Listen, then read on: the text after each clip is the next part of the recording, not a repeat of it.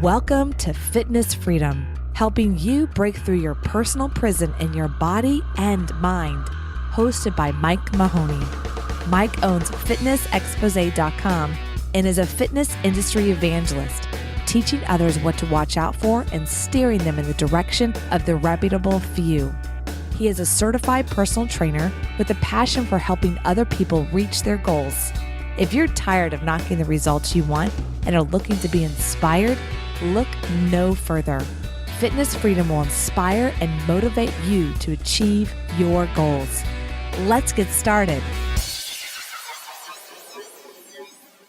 Today, my guest will be Suzette Main. Suzette is a 48-year-old mother of four. When her youngest was 2, she weighed 240 pounds. In just 18 months, she lost more than 90 pounds. She has maintained 80 of those 90 pounds she lost for more than 10 years now. Her story is so motivational, and I'm sure that you will enjoy everything she has to share.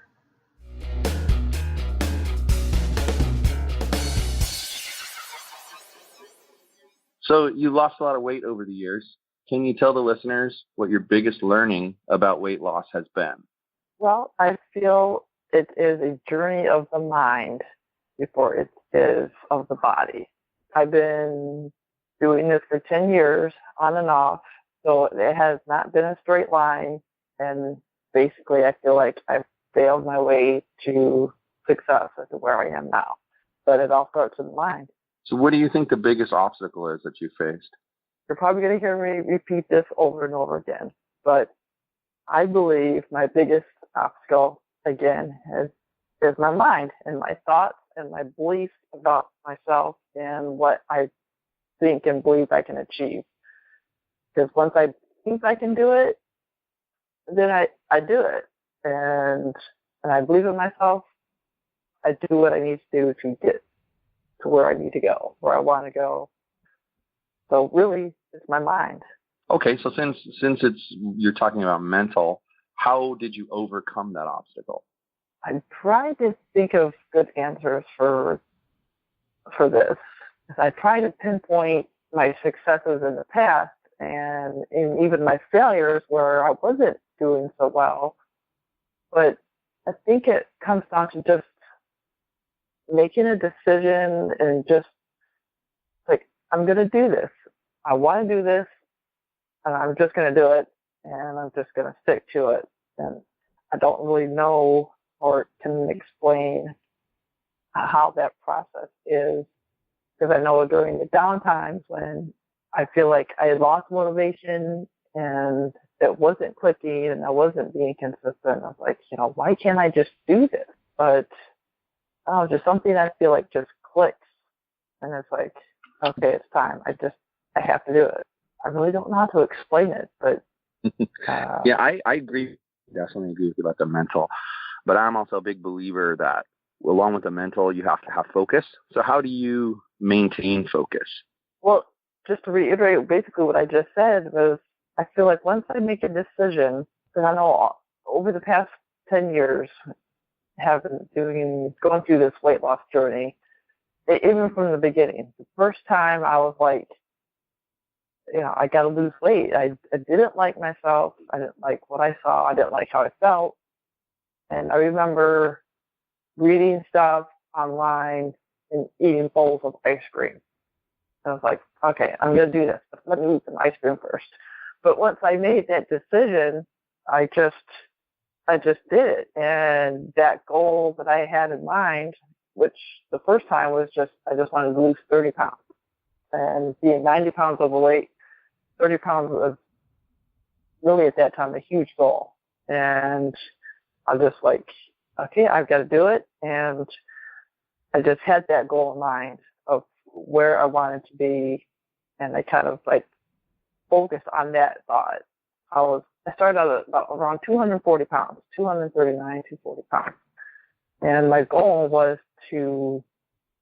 my long-term goal was to get down to 155 pounds, which would have been about 90 pounds.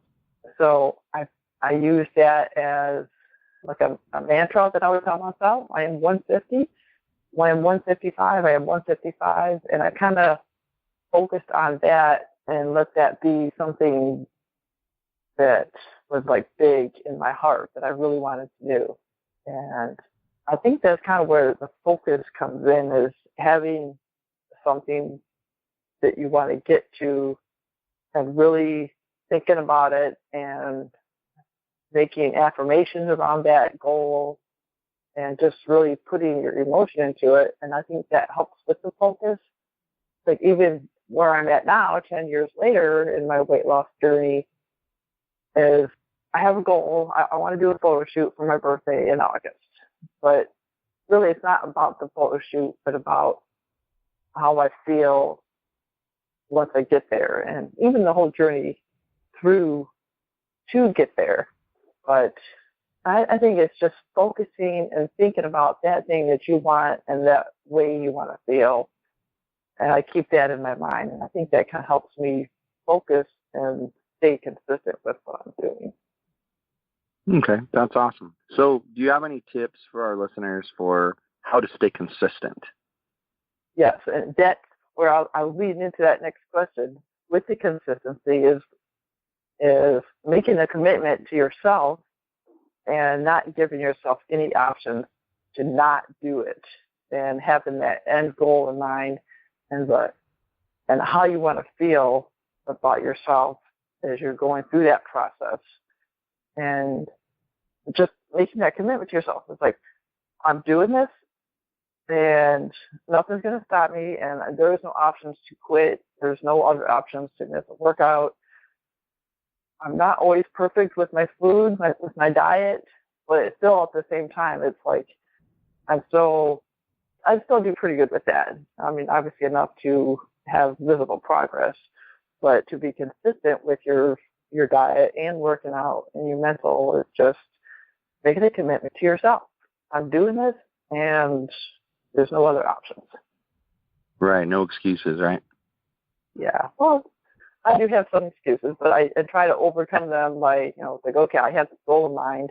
Like, you want to do it or you don't. And it's just a deep thing. And the consistency is making a commitment to yourself to do it every day, to wake up every day. It's like, I'm doing this today.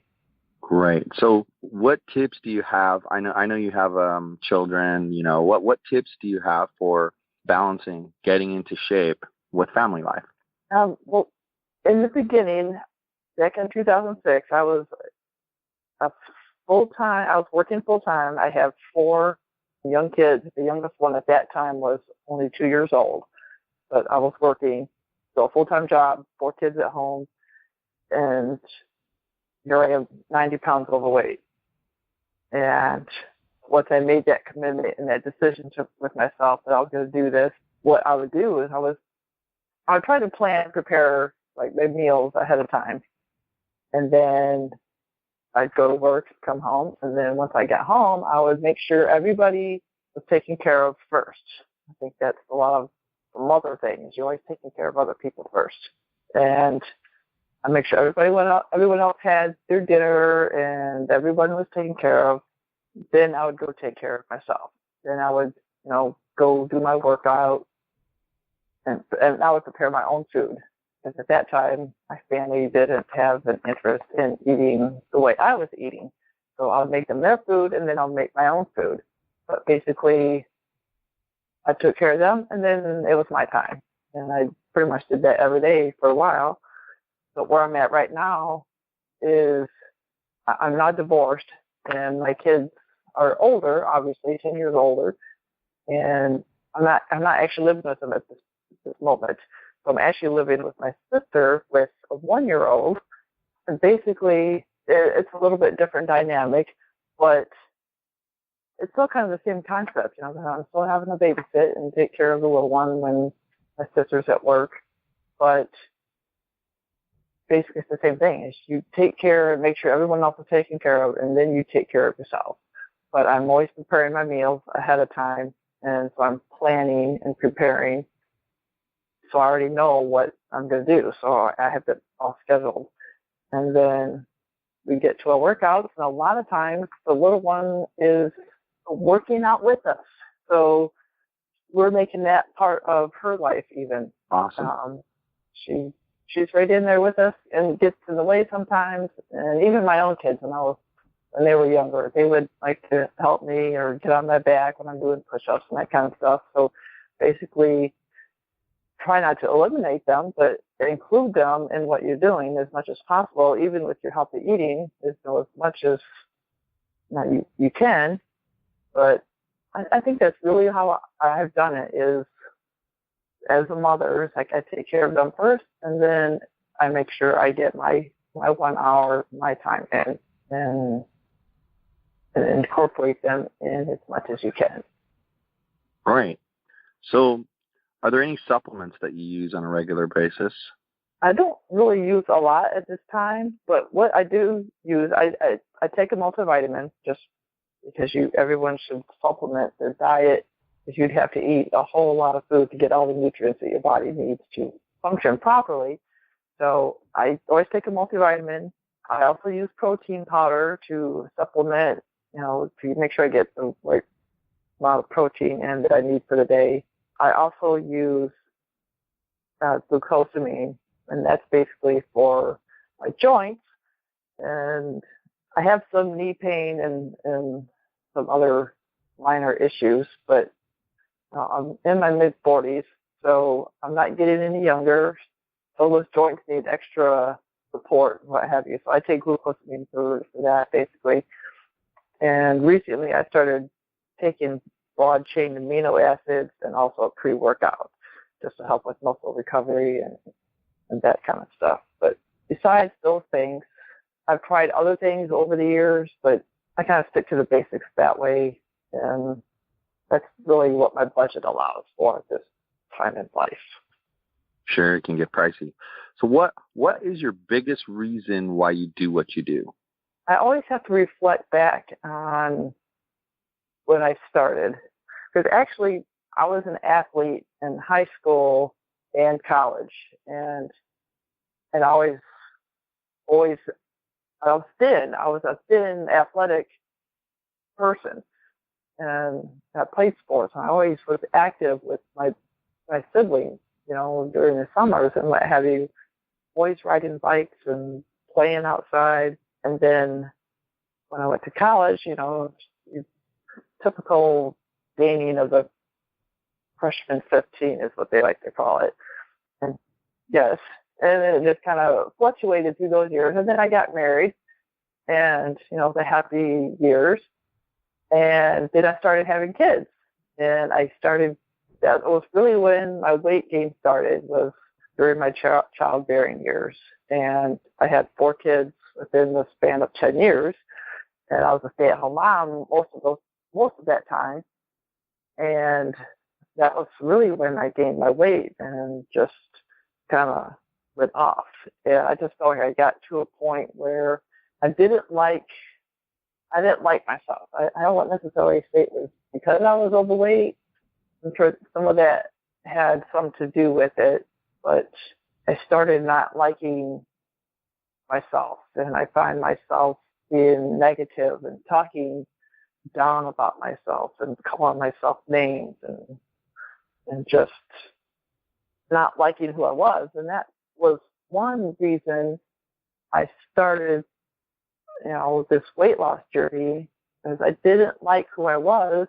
I didn't like being overweight. I didn't like when I had to bend over to pick up something that I feel like, I feel like I was squishing my guts because, my belly was huge and couldn't breathe, when you bend over and that kind of stuff, tying your shoes and, just feeling unfit, feeling unhealthy, which in turn kind of also made me feel bad about myself because, I was an athlete and active as a younger person, and now here I am in my late 20s and 30s, and I'm like, I just felt horrible and just didn't like myself. And that was, I think, one of the big reasons why I started this weight loss journey. And then even over the course of the past 10 years, I've maintained my weight for the most part, but there were a few years in there where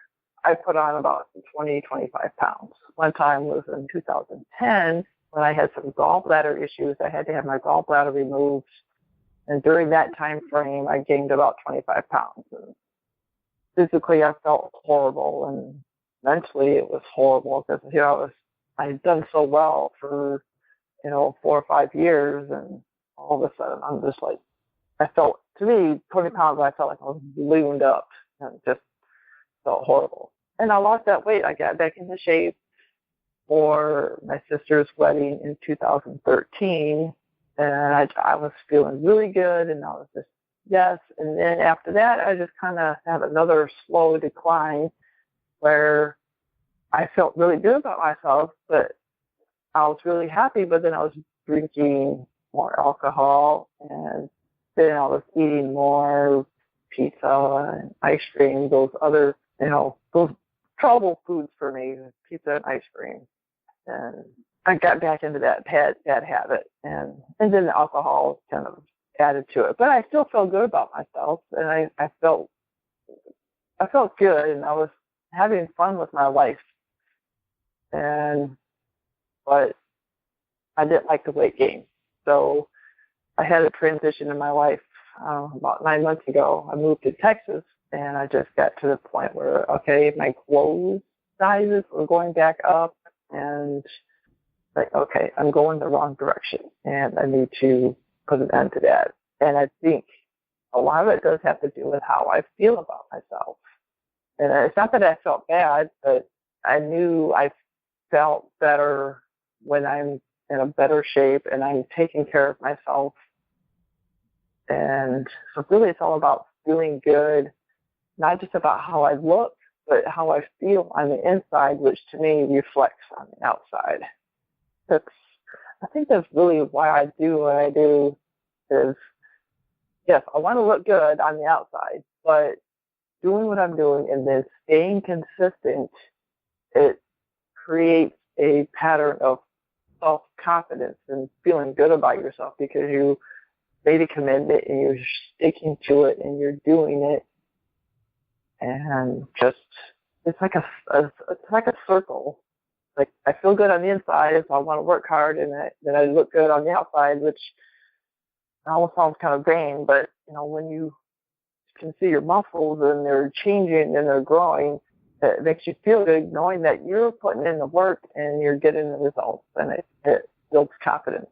No, that makes sense. So really, it's an internal thing, even though it feels like at times it's an outside physical thing, but really I'm feeling good about myself on the inside, and it makes me want to work hard, and the commitment and the dedication, and I'm earning what I'm doing now. I'm earning the confidence by building myself physically and mentally. So who has been the biggest source of inspiration for you? I had a hard time with this question. Well, not really a hard time, but in the beginning, I always have to reflect back, because it's been different people over the years. And when I started,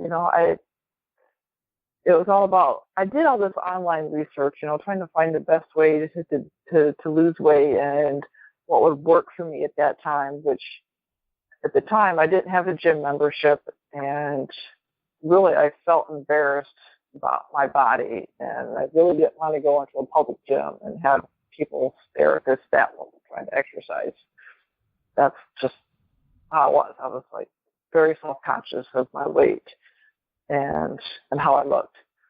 So I would go online and try to find all this information to, look for like at-home type workouts, because I didn't have a pair of dumbbells and an exercise bike. So I wanted to find some stuff that I could do.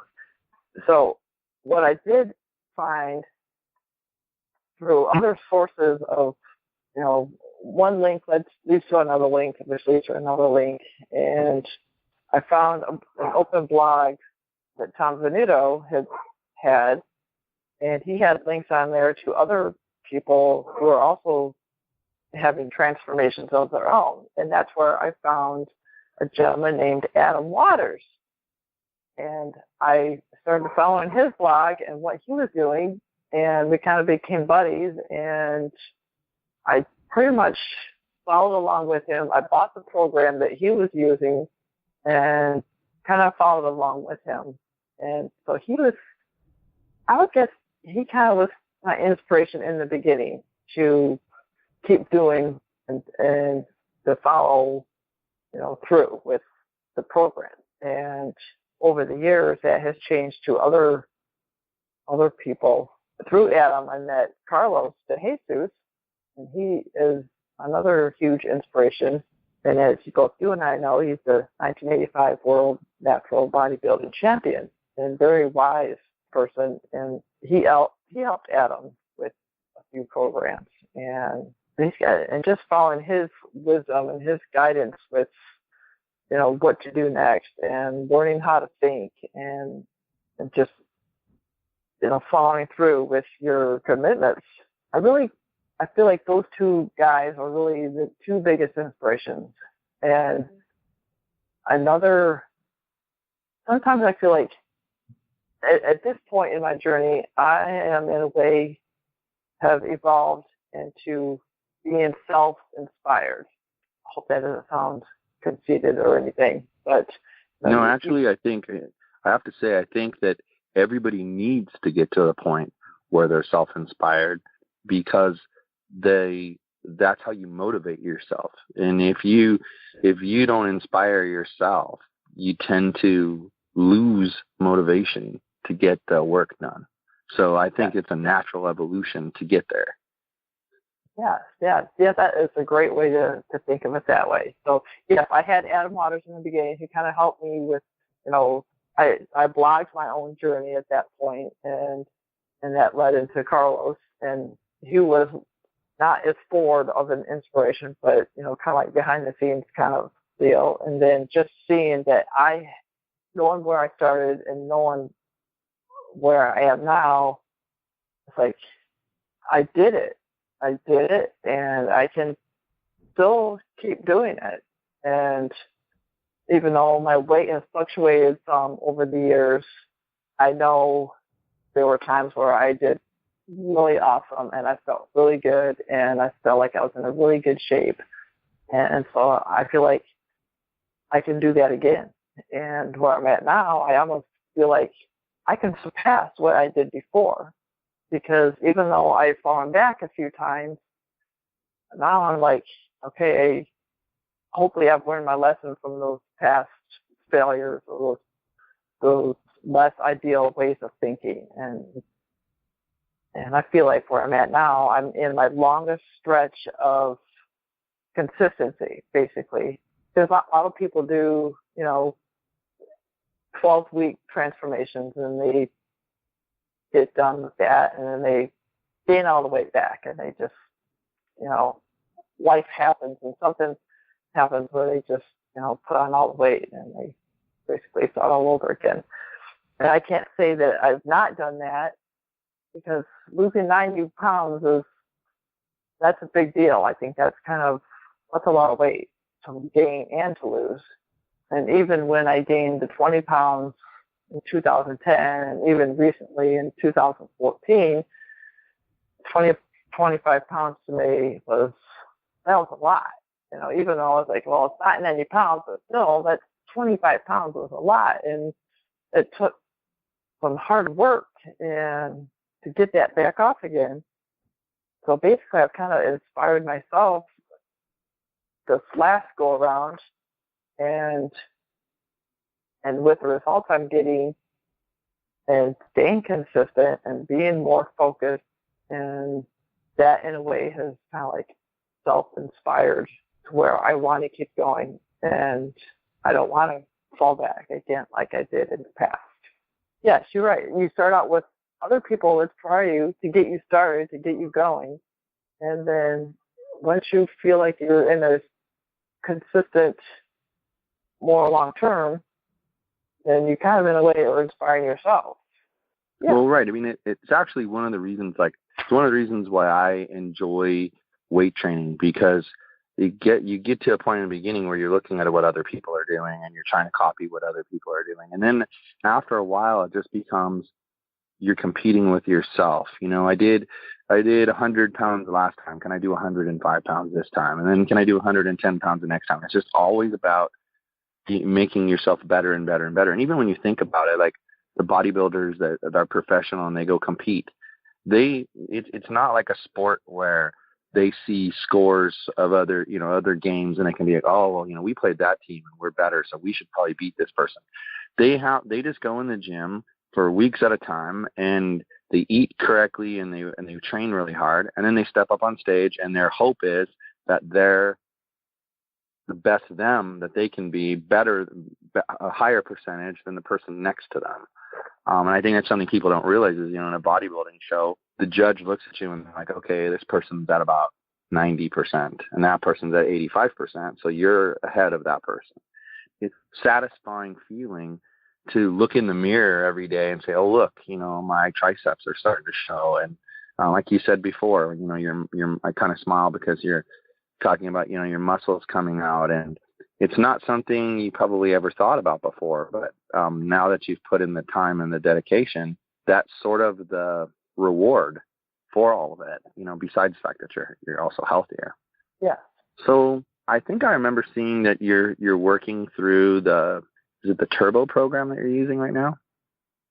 Yeah. If you recall, Adam and Carlos kind of joined up together and they basically modified one of Carlos's original programs, and that's what Turbo is, and that's currently what I'm doing right now. I know they put this program together several years ago, and I never did it, and I was like, okay, I felt like I'm in a place where I feel like I can do it, and I've on day 79, I think 76. I'm almost to the end. I only got like a week left. And I've really been consistent with it and have really tried to stay consistent with my diet. I'm not perfect. I have not been 100%, but I've only missed 2 workouts per se. I've missed an upper body workout and a cardio day. So basically, I've been putting in the work. And yes, it's Turbo, and it's basically, I believe, like a contest prep type program. Yeah, it's fairly intense, high intensity style training. That's for sure. Even more so mentioned these last few weeks. You mentioned cardio. Most people do one of 2 styles of cardio. They either do HIIT or they do steady state cardio. Do you do both? Do you do one over the other? What's your plan? I'm doing both. Basically, I'm just following along with the program, and they wrote the program to where I know a lot of theories and a lot of people think that you should only do one way or another way, or one way has more benefit than the other. But the way Carlos wrote the program is I'm doing HIIT basically 6 days a week. So it's every day except for the one rest day. And I'm lifting 4 days a week. So that leaves 2 days where it's just cardio. And on those 2 cardio days, it's steady state and a HIIT. So I split those up. I do a steady state in the morning, and then I do a HIIT later in the afternoon. And then on my lifting days, I do the HIIT cardio in the morning, and then I work out in the evening when my sister gets home from work. So, because she also trying to stay healthy as well. So that's what I'm doing right now. The funny thing is before this program, I hated cardio and I would avoid it as much as possible. And actually, I did very little cardio before I started this current program I'm doing. But what I have found is that I'm actually enjoying it and enjoying the cardio that I'm choosing to do. I'm not a runner. I don't run. And one of the big things was because of my knee. I have some minor issues with my knee. So I just choose not to run because I just don't want to risk injuring myself. And so what I do is a stair climber, which is, the Stairmaster machine, where you're just constantly stepping. And for me, that works. And it's low impact on my joints, and I don't know, I just love this air climber. It's a good, steady thing. I don't feel like I'm, breathing my lungs out and dying, but I sweat, and I don't know. I just feel like I just love it. I just love getting at it and just working. I love sweating, which that might sound weird for a woman, but I just love getting on there and sweating and like, yes, I'm doing it. And then the other thing I do is the HIIT cardio. Is I do that on an elliptical because again I don't like to run, so I avoid the treadmill, and the elliptical is for me is low impact on my joints, and so I do that on the elliptical, which I think is fine. It's working. I feel like my body's changing and it's working for me. So that's what counts. That's what counts. Yeah. So I'm doing both right now. After this program's over, I'm not positive. I don't know what I'm going to do. I don't know what the next step is as far as, program-wise, what I'm going to do. But I'm enjoying this one right now. So you could always move on and do they have the muscle program as well. I've done that one a couple times, yes. The companion to that one. But so how do you handle, we all run into these people, but how do you handle the negative people who try to sabotage you? Really what I have found for the most part is that I am the saboteur. I am the one that sabotages myself for the most part. I'm trying to think of anyone. There really hasn't been anyone specific, because even in the beginning, and I was still married, and I had the kids at home, and even they weren't terrible, because our diet at that time was horrible. I mean, it was lots of pizza at that time, lots of ice cream, lots of easy, quick foods, a lot of Little Debbie snack cakes that were always readily available and that I ate too much of. And all of those things contributed to my weight gain, plus being a stay-at-home mom at that time. But even still, having those things in the house, once I made that decision, those things they weren't an option, because I was really motivated and committed to losing the weight. But that was at that time. But there had been other times throughout the years where those things did enter my life, as I mentioned earlier, the pizza and the ice cream and the alcohol. And no one forced those things into my possession. Most of those times I chose those things. So I maybe sometimes, my daughter or my kids would be like, let's get this and let's get that. But I wouldn't necessarily say that they trying to sabotage me and what I'm doing. It's just, those are natural, unhealthy temptations that a lot of us have. But I never really had anyone, like negatively say, what are you doing? Why are you doing that? Or try to force me to, maybe jokingly, I've had a few people over the years, but no one worse than myself.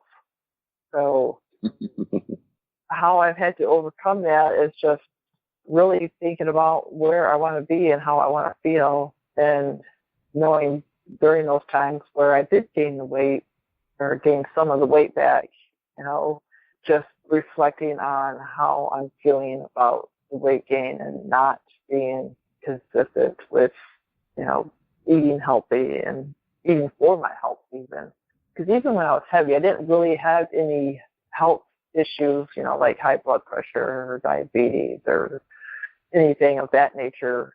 Just achy joints where my knees would hurt, like walking upstairs, that kind of stuff. But really, I've been the one that has sabotaged myself. I haven't really had anyone try to beat me down and make me stop. Well, that's awesome. I mean, at least you recognize that, and that it's you're self-sabotaging, and you like you mentioned at the very beginning, you're overcoming that with using mindset issues and tricks and, keeping yourself focused. But, is there, I really appreciate everything you've told me during this interview. And I think there's a lot of good information for people. You mentioned people who go through those, 12-week transformations. And honestly, I have to say it may shock you. I don't know, but I'm never that impressed because more than half of them are using some kind of drugs to get where they're at. And I know this for fact, but you haven't done that. You've worked really hard. And I, for one, know what it's like because, a couple of years ago, I dropped from 295 to 210, and it was it's a hard journey, and it's even harder keeping the weight off. So, you should be proud of yourself for where you're at. But, is there anything else, any kind of wisdom or anything else that you want to share with the listeners before we finish off here? Really, never give up. I know there's been several times throughout the past, 9-10 years where I've had physical issues with the gallbladder in 2010, and I went through a divorce in 2011. Those were not easy years. I could have easily fallen back and come back to the way I was before. When you're not feeling good about your life and you're not feeling good physically, you kind of, or at least for me, kind of not wanting to eat so good, because I'm an emotional eater, but I'm also a happy eater. It's like I like to eat even when I'm depressed, and I like to eat when I'm happy. But during those times, where, terrible things are happening in your life and it's easy to just want to just quit and just, think, why even try anymore, because life sucks right now. But I think eventually we get through those times. I got through the gallbladder thing and I lost that weight. I got through my divorce. That was a horrible time in my life. But even during that time, even though I wasn't as consistent with my diet, I still tried to put some effort into working out. I wasn't consistent, but I never quit. I never wanted to stop. Even though I would stop for a while, I kept coming back. So basically, no matter how many times you fall, get back up. Learn from your past, learn what happened, and learn from your mistakes, learn from those things. But it's just keep going. Never give up. Keep getting back up and just keep doing better. And I'm not sure who said it, but someone said that, a setback is a setup for a comeback. And I'm kind of there right now. And so no matter what you're going through, if you fall back and you have a setback in your life or in your health, use that as a springboard to come back stronger and better than before. And that's kind of where I'm at right now. I'm using my past failures to springboard me into staying consistent and pushing towards the future and just continue being and doing better inside and out. I feel like another thing would be is to know what you believe about yourself. And if it's not true to who you really are or who you want to be, then change what you believe. I think that's a big thing is when it comes down to the mindset is what do you believe? If you don't believe that you can do a certain program, if you don't believe you can get the results that you desire, then you're not going to do it. But I think that comes with not giving up. Even if you believe just a little bit, just keep going and keep getting back up. No, that's powerful advice because, with anything in life, really, it's powerful advice because if you give up, you're never going to accomplish any of the goals that you set out to accomplish. So, like I said, I think that's really powerful advice. But anyway, thank you so much for your time. I really appreciate everything that you've had to share. I have to say, I myself have been inspired by you a lot, especially lately. I find it interesting. There's some parallels to things that we've gone through. Of course, we both met through the Adam Waters group that he had going years ago. And I would have to say, like, I consider Carlos one of my, main mentors when it comes to things like this. And in fact, my goal right now is to go on stage again next year, and I'm using Carlos as like an accountability partner right now. I felt that really worked before, and haven't been able to like securely find that again since then. So he's kind of helping me with that, and he has a way of getting you to think about things, and in a different way than anybody else. So it was nice to hear you say that he's been an inspiration for you, because I think he's been an inspiration for a lot of people, actually. Quite a person, and in a lot of different ways. And even when I was going through my divorce, he gave me a lot of really good, solid advice. And he was a good friend, and he was there the whole time. So, we have some of the same connections with people. And I think I really feel like, gosh, I've known you for a long time from a distance. Yes. Yep. So I'm really glad we got the chance to do this. And like I say, I really appreciate it.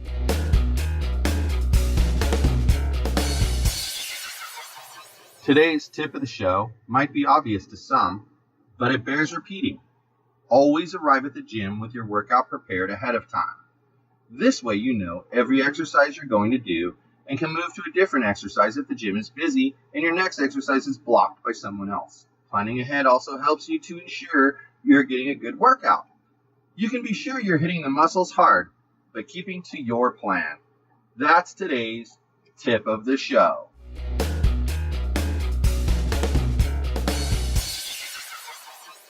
Today's no baloney moment is about creatine. This is a supplement that can be quite helpful to some people, while other people report absolutely no results at all. Creatine is touted as helping you build muscle at a much faster rate. It's not surprising that many individuals who are into bodybuilding find curiosity in this supplement. Nevertheless, unless used properly and in the right situation, it will not show optimal results. It is not an anabolic steroid, like some will have you believe. Make sure to do your research before using this supplement, and be sure to preload with creatine exactly as described in many articles that you can find by using Google. That is today's no baloney moment. Thanks for listening to Fitness Freedom, helping you break through your personal prison in your body and mind. You can find Mike's ebook on 5 steps to getting into the best shape of your life at fitnessexpose.com/podcast. Go there right now for your free gift of 5 steps to getting into the best shape of your life. Feel free to reach out to Mike directly on Facebook or Twitter. Go to fitnessexpose.com/Twitter and his Facebook, fitnessexpose.com/Facebook. Until next time, create your freedom through fitness.